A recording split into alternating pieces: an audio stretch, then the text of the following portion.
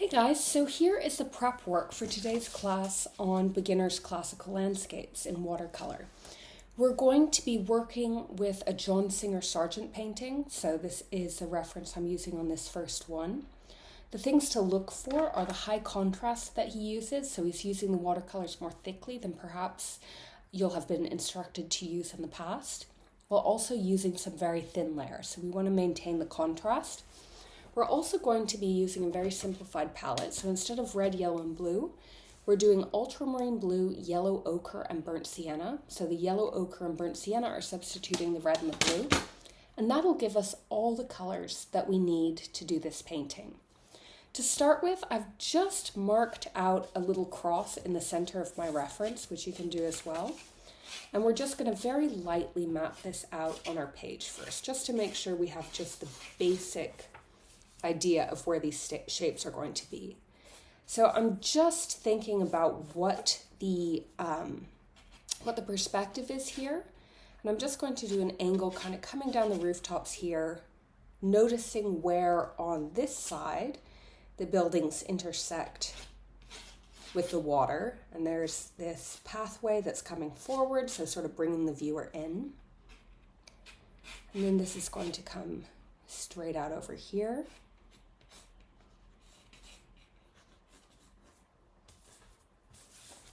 This just doesn't need to be really detailed, but one thing is when doing landscapes, a common thing that happens is we tend to make buildings in the distance bigger than they are. So we want to really emphasize how far away some of these things are. So I'm just going to carve into this area here, the rooftops. Sorry, let me get this.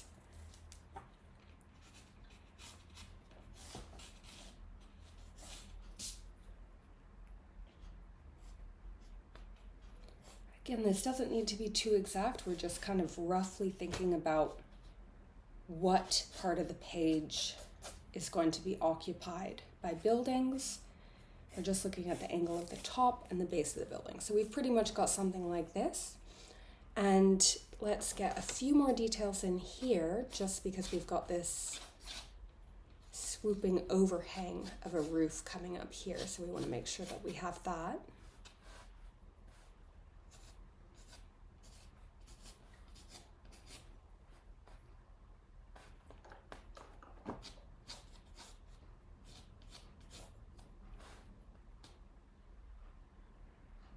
And that should be enough details for us. So we've got maybe one more of these little posts in the water, one over here, but that should be about enough.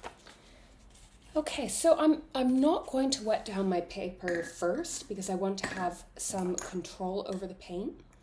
And I'm going to use a round brush for this first layer. So I'm choosing the ultramarine blue for the sky. I'm going to start with the more concentrated paint in the upper left-hand corner, then add clear water as I move down to graduate that out.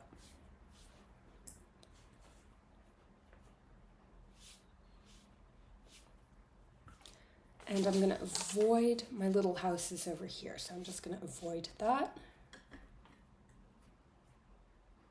Clear water. And I'm going to actually cover in the ultramarine blue this side of the page, which is more in shadow. So it's not a very thick layer, but it's enough that the attention's going to be more drawn here.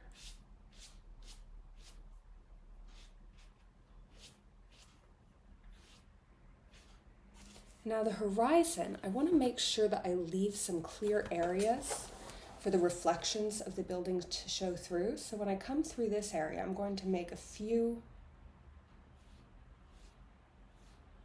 marks like this.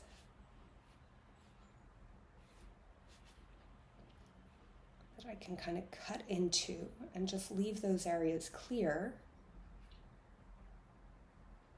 so that I can get a little bit of light reflecting off the water.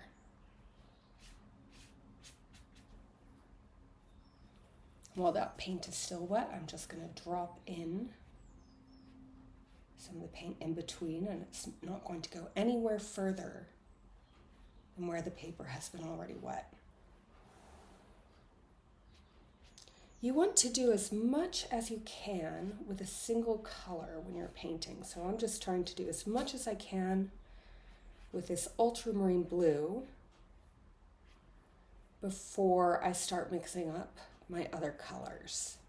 So I'm just going to darken the top of this building over here. Maybe make this a little darker. I can see a building coming over here. Okay, and I'm going to leave that. This needs to dry. So while this dries, I'm going to mix together my colors. So this part is surprisingly easy. So we're going to make several different grays simply using the burnt sienna and the ultramarine blue. And we're also going to use the yellow ochre in the lighter areas. So actually that's something that we can do right now while we wait for this to dry. We can just come in with the yellow ochre layers. So I'm just going to load up my brush with some yellow ochre, and now I'm switching to a flat brush. So this is going to help create details on these buildings. And over on this corner, I'm not looking at like the fine details at this point of the buildings. Instead, I'm just looking at broader areas of light that are falling across these buildings in the corners.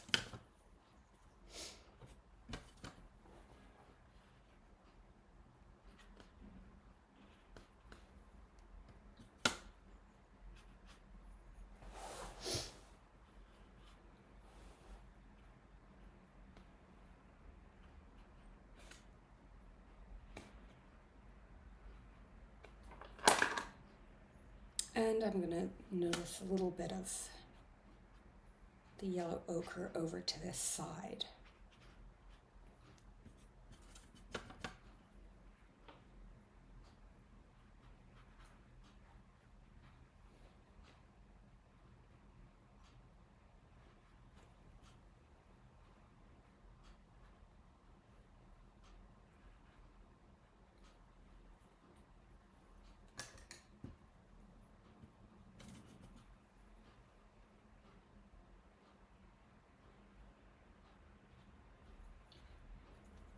I'm going to start adding in the burnt sienna to the yellow ochre, and still concentrated just on the areas in the light that I've left alone, because those are dry enough to do fine details.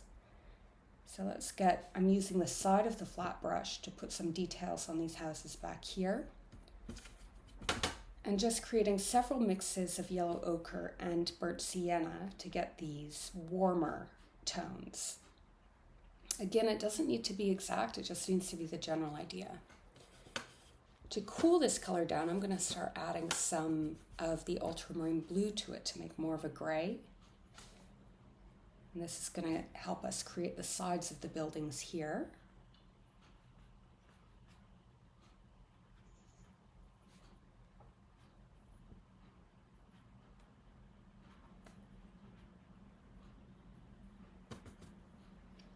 And add in some of the shadows back here.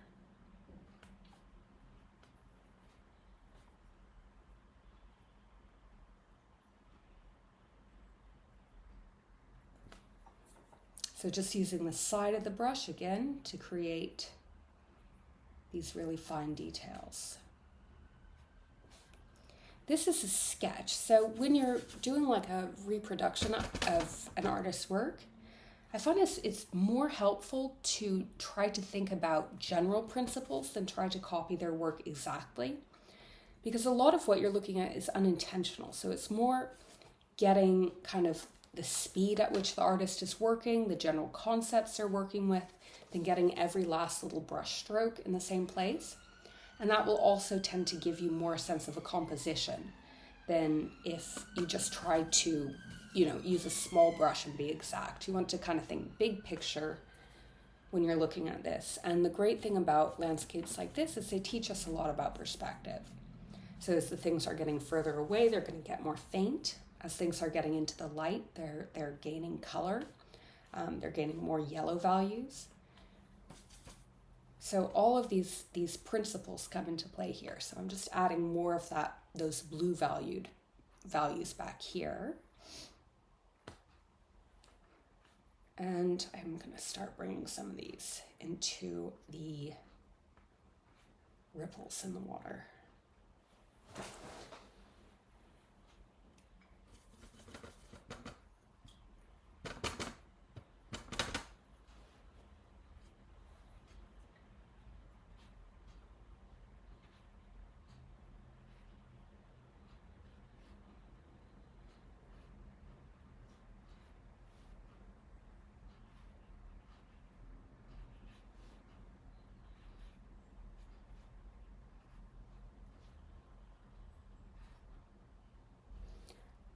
Kind of dilute this a little bit as I move further back.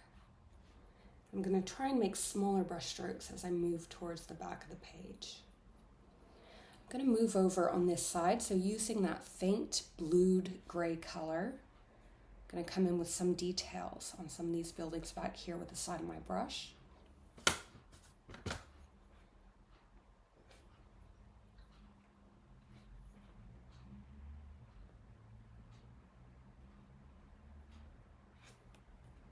And I'm just varying that color as I move along. So adding little bits more yellow to it or little bits more burnt sienna to it to add variation to these buildings while still keeping it a blue-gray base. So I have a blue-gray base made from the burnt sienna and the ultramarine blue, and then I'm warming it up or cooling it down by adding more of any of the three colors that we're using here.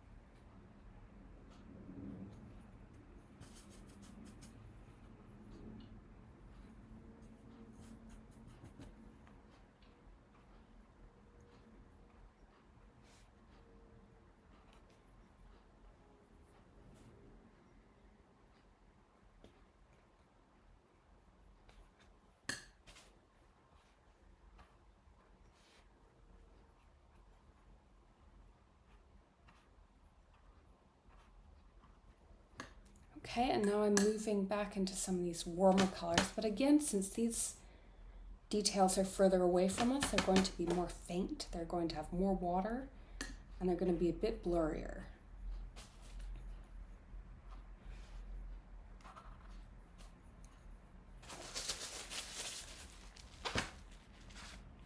Just wiping that out because that was a little bit too strong.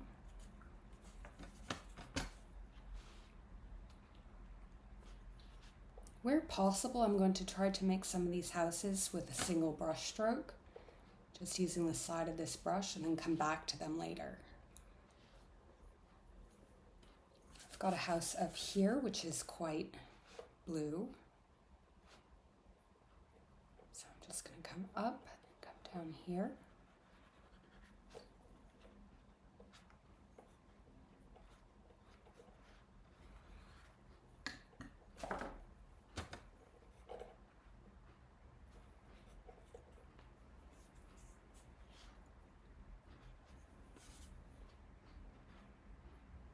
Then I'm going to make that a little bit more grayed by adding some burnt sienna to it.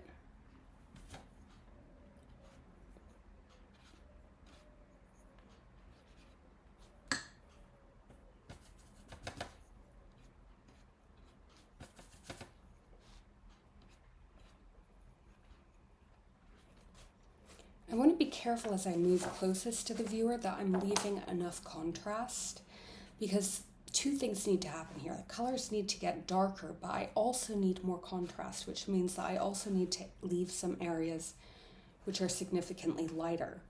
And I've saved this area for last because I want this to be very dry. You want your marks for things that are closest to you to be very sharp. So that's why I've kind of left this and worked from the more fuzzy far away areas towards this part.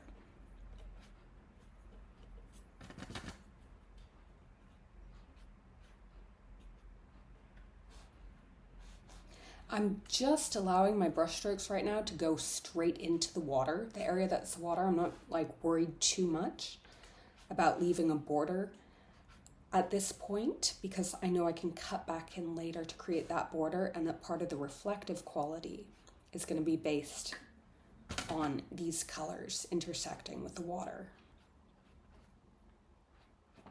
So I'm going to come in pretty heavy with the yellow ochre and burnt sienna mixed together here, with just a touch of the ultramarine blue to dull that down as I start to create the details in the buildings closest to us. And this is where we start using our paint less like a watercolor and a little bit more like a gouache. So with very little water and even allowing it to kind of drag across the page in places.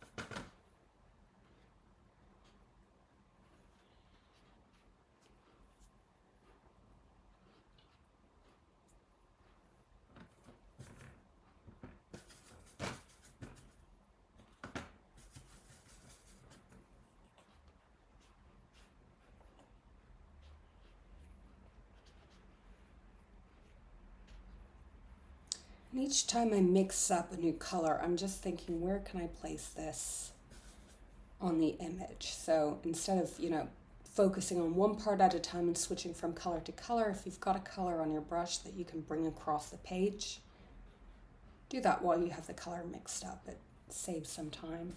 So I'm just coming in with some of these darker values that I can see.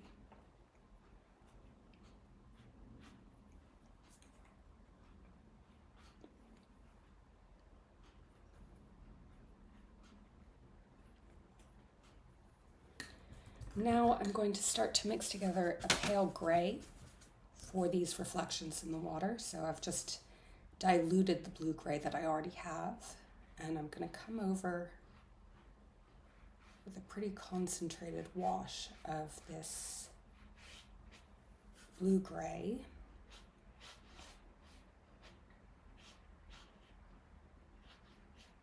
And before it has a chance to dry, I'm going to drop in some yellow ochres.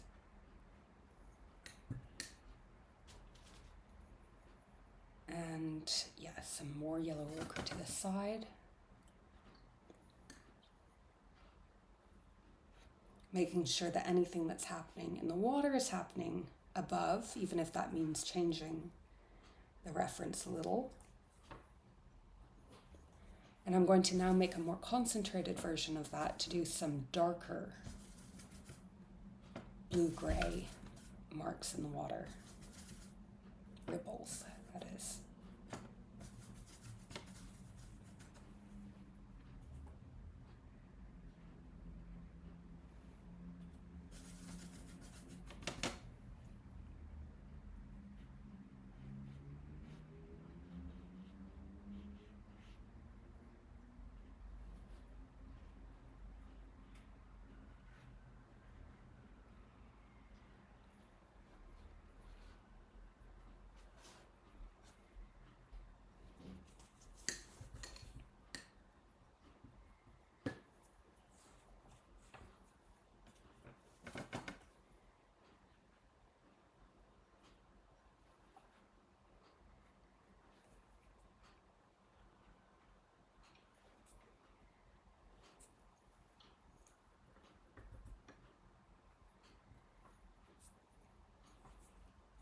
Now I'm going to mix together a very concentrated amount of the ultramarine blue and the burnt sienna to make some of these details that are quite close.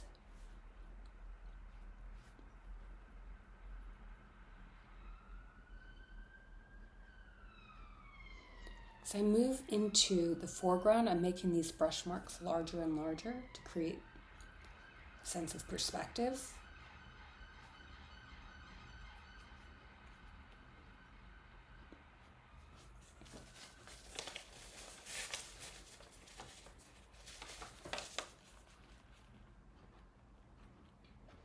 We can also lift out to create these effects.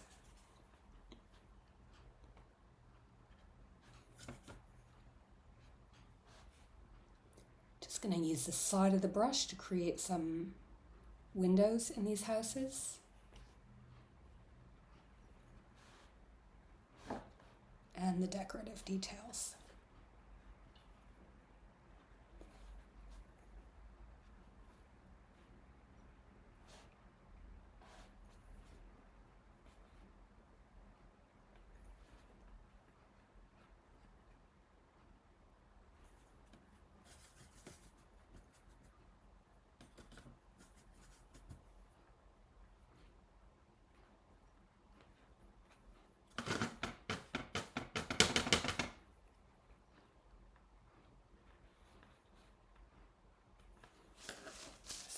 Too dark.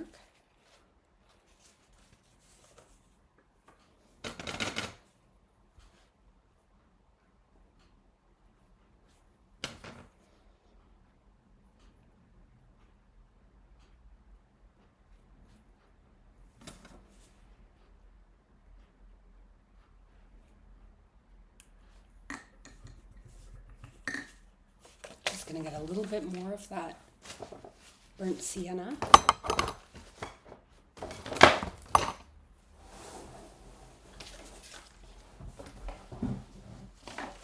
And also let this dry for a moment.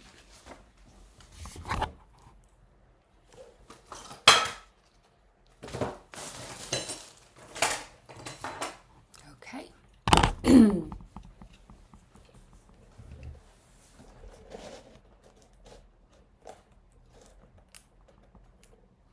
It's always good to take a step back from time to time as well.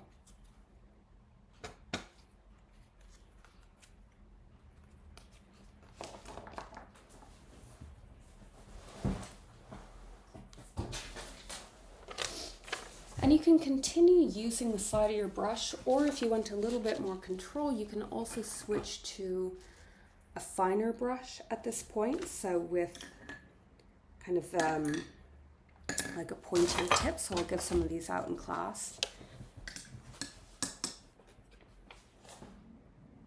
Just for the buildings really far away, I'm just using a more pointy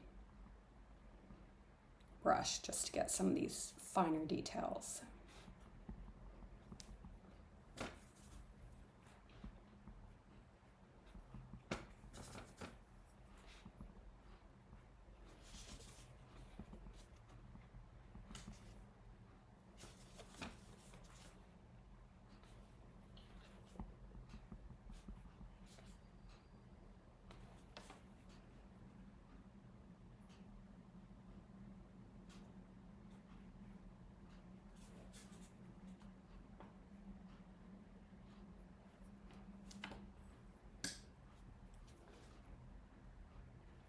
Bit too much contrast in between these, so I'm just dulling that down.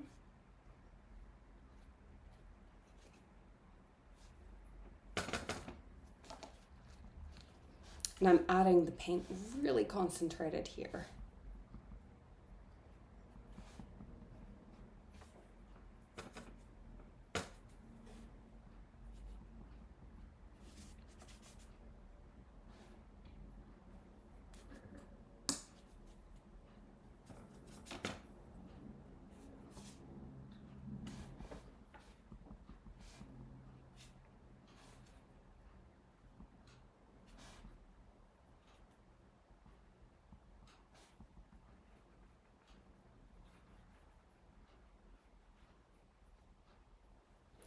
Adding some texture effects here.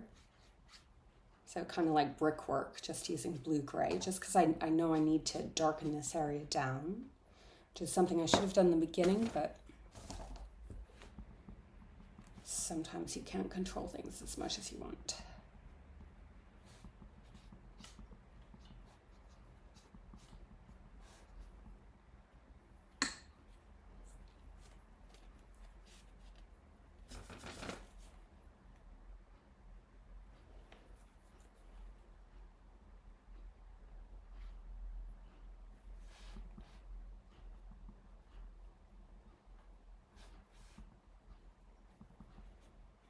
The nice thing about painting watercolor landscapes is that the paint dries in exactly the order that you want. So, you want your first layer to be far away, to be fuzzy, to be not so crisp, like a film out of focus.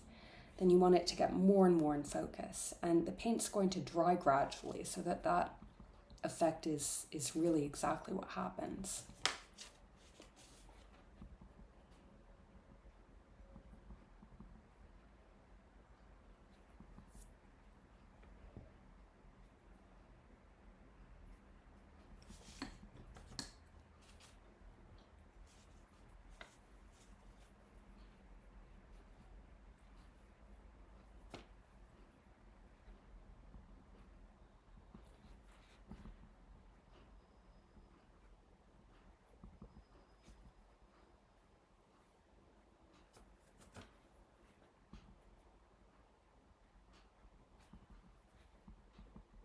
But the key to this technique is it's kind of probably going to go against a lot of your instincts, where if something's not going right, you want to really work at it and fix it. But with watercolors, if something's not going right, move to a different part, because the one thing you can do for sure to mess it up is to overwork it and just keep layering water over something that's not quite working, which is easier said than done.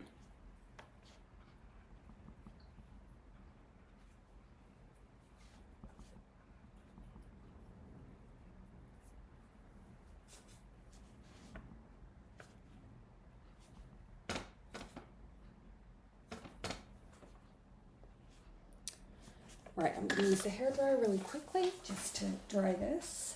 Hopefully it won't spatter everywhere.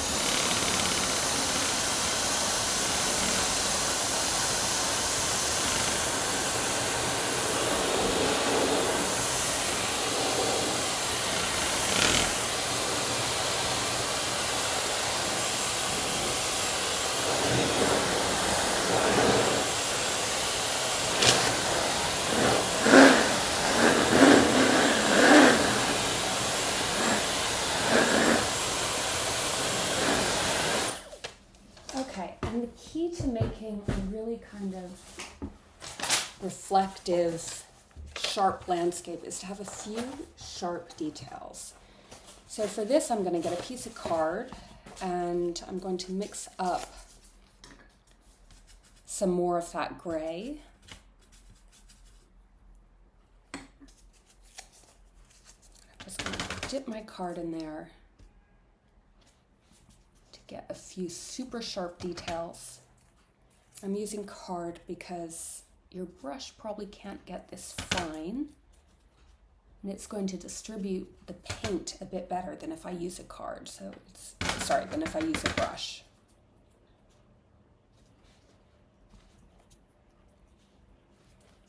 And especially you want to have a nice sharp line at the base of the buildings to make something reflective. Your paint should be very, very dark, so almost need just a little bit of water added to it.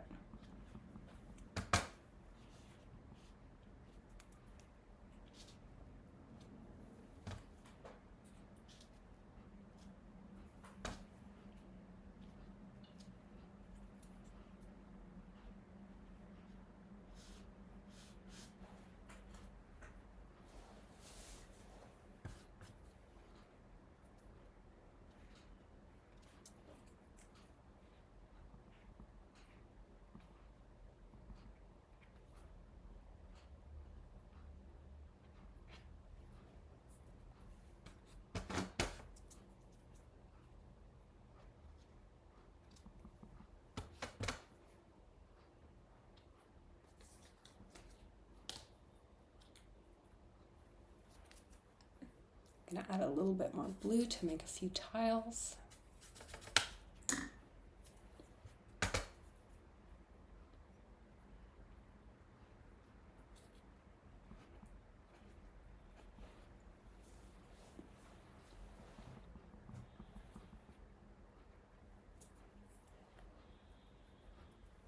Going to add a little bit more of the burnt sienna to the base of these buildings back here.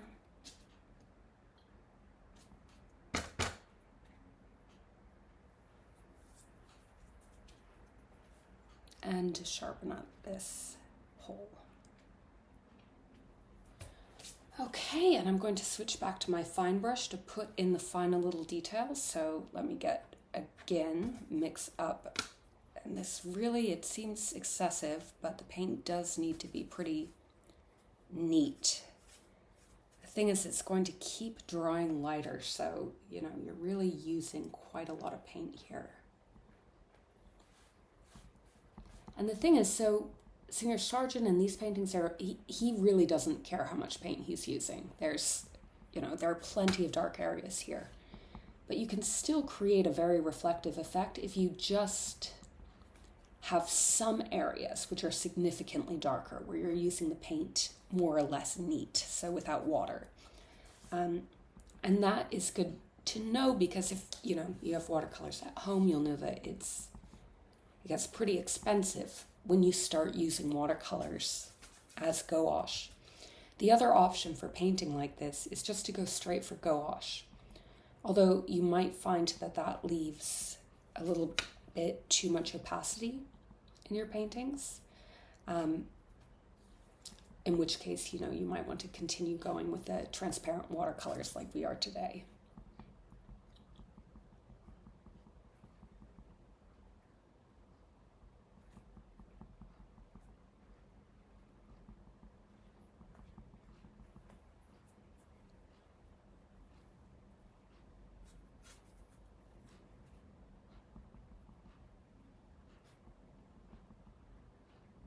I think it's really interesting when you look at kind of classical watercolors, because the distinctions we make between things like watercolors and gouache today, that's really quite modern. In the past, there wasn't that much of a distinction because all water media can be intermixed. So you don't see artists following these kind of rigid rules we have now about how you're supposed to use transparent watercolors, how you're not supposed to use white and all of that. For artists in the past, they simply used what works best in their mind to depict the image in front of them. And whether that means a more opaque color or using the watercolor in its pure form, they'll just do that. So it's a good reminder that, rules can be absolutely arbitrary at points. I'm just making another really tall pole here just to make this seem like it's coming closer. It's not in the original reference, but I just wanted to make it.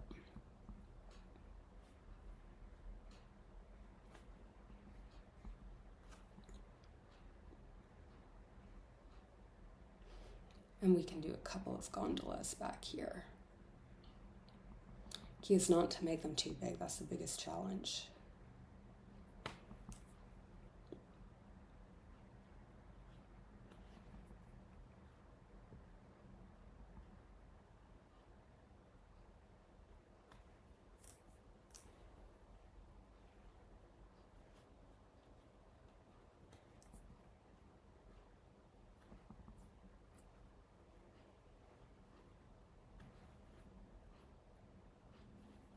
And also some finer ripples around here.